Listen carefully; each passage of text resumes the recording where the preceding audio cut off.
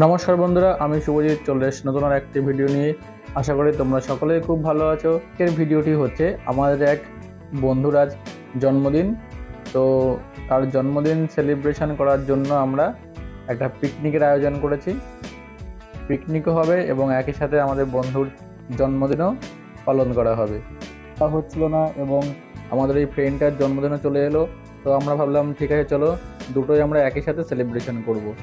তো আমাদের পিকনিকের সব কিছু অ্যারেঞ্জমেন্ট কমপ্লিট। আমাদের সাথে আমাদের ছোটো ছোটো ভাই বোনেরাও পিকনিকে ছিল।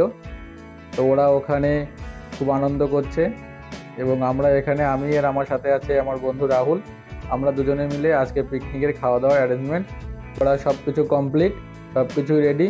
তো আমরা প্রথমে চিকেনগুলো ধুয়ে নিলাম। তোমরা দেখতে পেলে চিকেনটা আমরা খুব সুন্দরভাবে পরিষ্কার করে ধুয়ে নিয়েছি। তারপরে আমরা রান্নার মেন কোর্সে চলে গেলাম। তো আজকে রান্নায় বলে আমাকে সাহায্য করবে। তো এখন আমাদের রান্না শুরু হয়ে গেছে। মুগ ডালটা ভালো করে ভেজে নিতে হবে। আজ আমাদের পিকনিকের মেনু হচ্ছে মুগ ডাল, সাথে চিপস এবং চিকেন কষা এবং তার সাথে ফ্রায়েড রাইস। তো এখন আমি মুগ ডাল ভাজতে শুরু করে দিয়েছি। প্রথমে মুগ ডালটা রান্না করা হবে, তারপরে চিকেন কষা করা হবে, তারপরে সবার শেষে ফ্রায়েড রাইসটা তৈরি করা হবে। তো এখন মুগ ডাল রান্নার প্রিপারেশন চলছে। এগুলো আমাদের সব পিকনিকের বাজার আছে, এখানে আমরা চাল ভিজিয়ে রেখেছি এবং সমস্ত মশলাপাতি এখানে আমরা রেখে দিয়েছি। বার্থডে বয় খুব ভালো কাজ দিয়েছে, সে এখন ধনেপাতা কাটবে আর আমরা রান্না করব। তোমরা ভিডিওটি পুরোটাই দেখতে থাকো যে কীভাবে আমরা আজ পিকনিকের সমস্ত রান্না নিজেরা করলাম। তো আমাদের ডাল অলমোস্ট রেডি। এই যে আমি দেখিয়ে দিলাম ডালটা কেমন হয়েছে। তো আমাদের রান্নার কোনো এক্সপিরিয়েন্স নেই, প্রথম আমরা এই রান্না করছি, জানি না রান্না কেমন হবে। পিকনিকের রান্না যেমনই হোক আমরা সবাই খুব মজা করে খাবো এবং তোমরাও মজা করে ভিডিওটি দেখতে থাকো। তো আমাদের ডাল রান্না কমপ্লিট। এবার আমরা কড়াই পরিষ্কার করে নিয়ে এক খাঁটি কাচ্চিখানি সরিষার তেল দিয়ে দিলাম। দিয়ে আমরা তেল গরম হলে তেলে আলুগুলো ভাজতে শুরু করে দিলাম। তো আমরা আমাদের চিকেন আছে, চিকেন কষা হবে, আলুগুলো ভালো করে ভেজে নেব। তার জন্য এই যে আমরা আলু ধুয়ে রেখে দিয়েছিলাম, সমস্ত আলু একসাথে কড়াইতে দিয়ে দিলাম। এবার আমরা আলুগুলো ভালো করে ভেজে তুলে নেব, কারণ আমাদের পিকনিকের মেন আইটেম হচ্ছে চিকেন কষা এবং ফ্রায়েড রাইস। তো সেই চিকেনের জন্য আমরা আলু ভেজে এখন তুলে রাখছি। আলু ভাজা কমপ্লিট। তো এবার আমাদের চিকেন কষার জন্য পরবর্তী স্টেপে আমরা যাব। তো আমরা এবার গরম তেলে দিয়ে দেব পেঁয়াজ কুচি। তো আমরা সব পেঁয়াজ কুচিগুলো তেলে দিয়ে দেব, দিয়ে ভালো করে পেঁয়াজগুলো ভেজে নেব। আজকে আমাদের চিকেনের পরিমাণ টোটাল 50 কেজি চিকেন আছে। তো আমরা টোটাল 50 কেজি চিকেন দুবারে রান্না করব। জানি না কেমন কি হবে শেষ পর্যন্ত। তো তোমরা ভিডিওটি শেষ পর্যন্ত দেখতে থাকো এবং অবশ্যই চ্যানেলটি সাবস্ক্রাইব করে যদি তোমাদের ভিডিওটি ভালো লেগে থাকে এবং কমেন্টে তোমাদের মতামত জানিও। পেঁয়াজটা আমরা এখন সুন্দর করে ভাজবো যাতে পেঁয়াজটা কাঁচা না থাকে, কারণ পেঁয়াজটা ভালো করে ভাজলে তবে কিন্তু চিকেনের টেস্টটা ভালো আসবে। তো পেঁয়াজ যদি কাঁচা থাকে তাহলে চিকেন কিন্তু রান্না ভালো হবে না, সেই জন্য আমরা এখন পেঁয়াজটা ভালো করে। এবার আমরা পেঁয়াজের এই গরম তেলের মধ্যেই দিয়ে দেব কিছুটা পরিমাণ খাঁটি গাওয়া ঘি। এখানে 1 কেজি পরিমাণ ঘি আছে, তার থেকে আমরা কিছুটা ঘি কড়াইতে দিয়ে দিলাম, কারণ এই ঘি দিয়ে পেঁয়াজ ভাজলে যে টেস্টটা খুব সুন্দর আসে, একটা সুন্দর স্মেল বার হয় এবং যে চিকেনের টেস্টটা খুব সুন্দর আসবে, সেই জন্য আমরা গরম তেলের মধ্যে এখানে দিয়ে দিলাম কিছুটা পরিমাণে ঘি। এবার আমরা ফোড়ন দিয়ে দেব। ফোড়ন দেওয়ার জন্য আমরা কিছু শুকনো লঙ্কা এখানে নিয়ে নিয়েছি।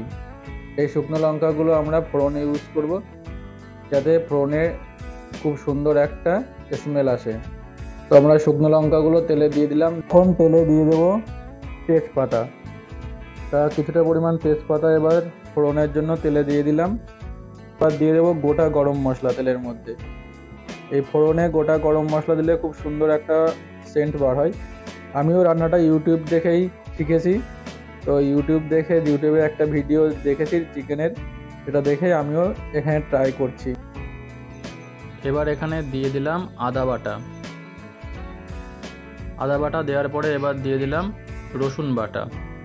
এবার পুরো মশলাটা ভালো করে কষিয়ে নিতে হবে।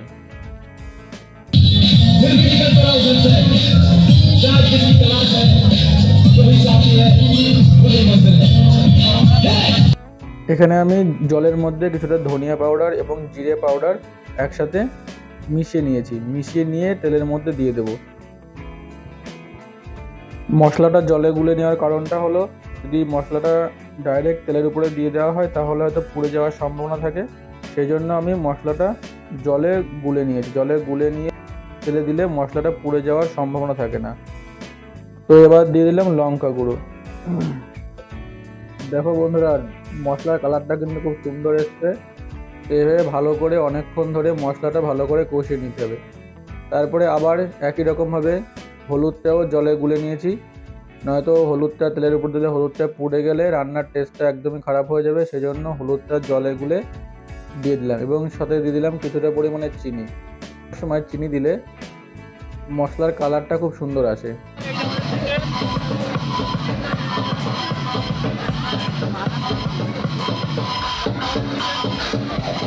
এবার আমি চিকেনগুলো আগের থেকে ধুয়ে পরিষ্কার করে জল ঝরিয়ে রেখেছিলাম, এবার চিকেনগুলো সব দিয়ে দিলাম, দিয়ে ভালো করে মশলার সাথে চিকেনটা মিশিয়ে নিতে হবে।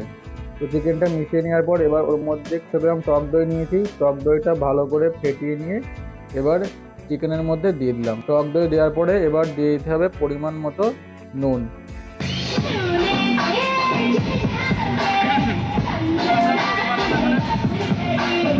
আমি এখানে একটা চিকেন তুলে নিয়েছিলাম টেস্ট করার জন্য যে চিকেনটা কেমন হয়েছে। দেখলাম চিকেনটা খেতে খুবই সুন্দর হয়েছে, যদিও নিজের রান্না কখনোই খারাপ হয় না। তো নিজে রান্না করেছি, কখনোই খারাপ বলবো না। সত্যি সত্যি চিকেনটা খেতে খুব সুন্দর হয়েছিল। তো চিকেনটা নামিয়ে নেওয়ার পরে আমরা এদিকে আমাদের ভাতটা রান্না করে নিয়েছি। ফ্রাইড রাইসের প্রিপারেশান। রাইসের জন্য আমি তেলে দিয়ে দিলাম মটরশুঁটি, বিনস দিয়ে ভালো করে ভেজে নেব এবং ক্যাপসিকাম। রাহুল আমাকে রান্নায় সাহায্য করছে এবং দিয়ে দিলাম গাজর। সমস্ত সবজিগুলো একসাথে ভালো করে মিক্সড করে ভেজে নেব। শেষে দিয়ে দিলাম পরিমাণ মতো নুন। এবার সবজিগুলো ভালো করে ভেজে নিতে হবে। আমাদের সবজি ভাজা কমপ্লিট। এবার আমরা রাইসটা তৈরি করে নেব। তো আমাদের এখানে একসাথে 10 কেজি চালের রাইস ছিল। তো আমরা এখানে সবজি এবং রাইসটা একসাথে ভালো করে মিক্সড করে রাইসটাকে ফ্রাই করে নেব। তো আমি টায়ার্ড হয়ে পড়েছিলাম, এবার রাহুল আমাকে হেল্প করছে মিক্স করতে। আমি আর রাহুল দুজনে মিলে রাইসটা ফ্রাই করলাম এবং তারপর এর মধ্যে দিয়ে দিলাম ঘি দিয়ে ভালো করে রাইসটাকে একসাথে মিশিয়ে নেব। দিয়ে দিলাম পরিমাণ মতো চিনি। এবার এখানে দিয়ে দিতে হবে পরিমাণ মতো লবণ। বন্ধুরা, যদি ভিডিওটি তোমাদের ভালো লাগে থাকে তাহলে অবশ্যই চ্যানেলটি সাবস্ক্রাইব করবে এবং পাশে থাকা বেল আইকনটি প্রেস করে দেবে এবং কমেন্টে তোমাদের মতামত জানাবে।